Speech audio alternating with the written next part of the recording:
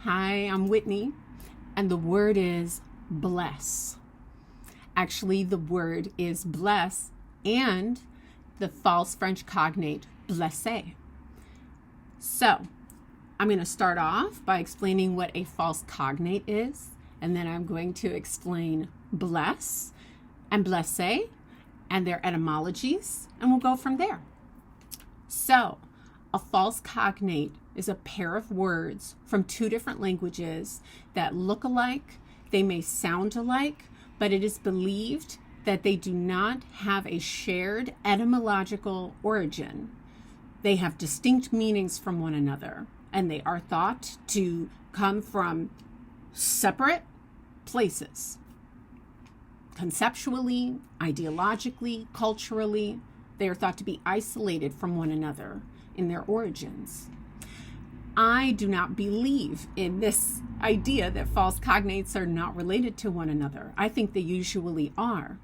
And that's part of why I find them so interesting. I like to look at the original meanings and at the roots of the words. And I don't know, my imagination just gets to working. Sometimes you can get a sense of shared history, cultural commonalities, values that are so embedded into language coming from culture that we speak beliefs we may not even agree with, but they're there underlying these words that we use. These words have a history, and the history can be pretty serious. So, bless and blesser. So bless means to recite words, okay, to speak with the intention of dispensing and sharing and bestowing divine favor. Bless comes from the Old English word. It looks like it's pronounced blitzian, okay? Maybe I'm wrong, but anyway, it looks a little bit like bled, and it means to consecrate with blood, which is pretty fascinating to me. And when I look at blesser, which in French means to injure or to wound, I'm struck by the fact that I've had to teach this word wound, and I specifically have had to teach the fact that for something to be a wound, the skin needs to be broken. And what happens when your skin breaks? You bleed. Okay, blesser is thought to come from a Frankish word, which means bruise or discoloration. And this word can be traced back also to a Proto-Germanic word, which originally is thought to mean pale. I don't know if you like vampires, okay? I've read a bunch of Anne Rice books. When I think about pale, one of the things that comes to mind is vampires and a loss of blood. So it's not a big stretch for me to imagine how these words might be related historically and culturally, but I'll break it down a little more. So I thought these words might come from Christianity, maybe early Christianity and the sacrament of communion. But actually, it's believed that both of these words predate Christianity, and they came about during a time when people were pagan. So bless and its relationship to blood goes back to a belief in the power of blood ritual, blood sacrifice, a sacrament of blood and a ritual. Blesser, no matter where you go in history, it relates with blood. You've got a wound, which has blood, creates blood, even if only a little. You go back a little further, discoloration, bruise. Maybe that one's a little questionable, but we have a distribution of blood. Discoloration might be caused by blood. A bruise, right? Blood is settling in a certain way. But if we go back to the original meaning in pale, I mean, what do you think of when you think of pale? Who do you think of? You might be like me and think of a vampire. You might think of a person who's anemic, or an individual who's lost a lot of blood. Or finally, you've got a corpse. So the idea that's accepted is these two words, bless and blessé, are fundamentally distinct. They don't come from a shared idea. But where you have a sacrifice and an offering of blood, you're going to have somebody going pale. You're going to have somebody with a wound. Am I right? I think it's pretty interesting to analyze what a blessing is, or what it means to be blessed, if you consider that blessing might be kind of like a two-sided coin.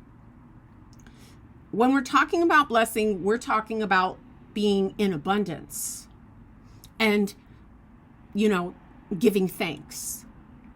You might imagine a priest and some sort of a congregation doing a ritual and feeling good and praising their God.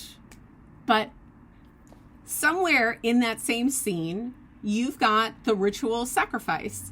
You've got some little lamb or person bleeding out somewhere, going pale with a wound, neglected, maybe dying. This abundance is riding on the sacrifice, loss, and lack of another person. I think this is interesting to think about right now.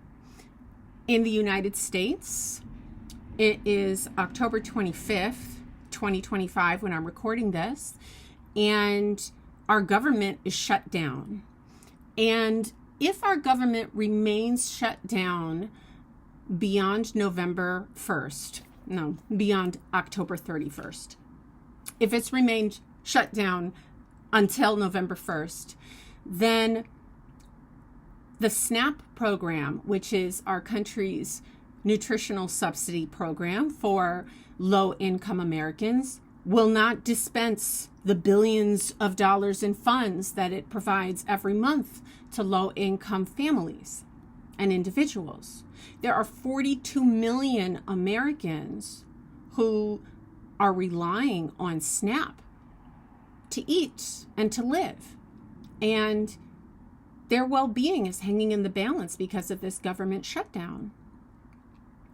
It's also ironic because the date that we've got our eye on is November 1st.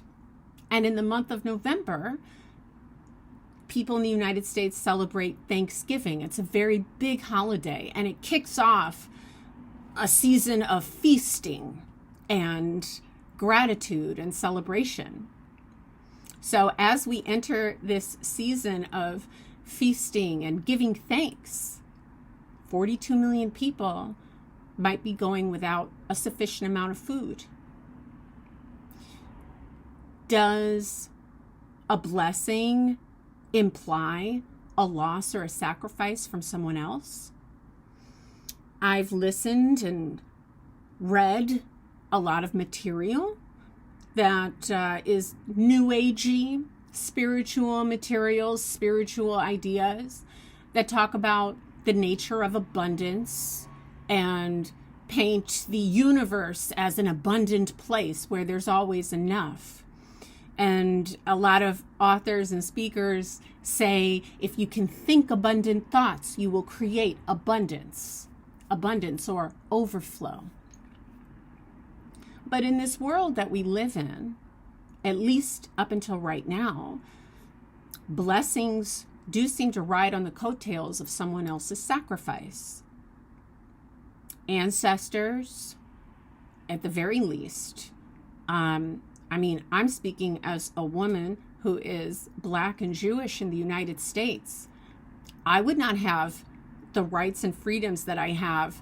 I would not even exist. I wouldn't have a right to exist if it weren't for sacrifices made by countless people in countless parts of society.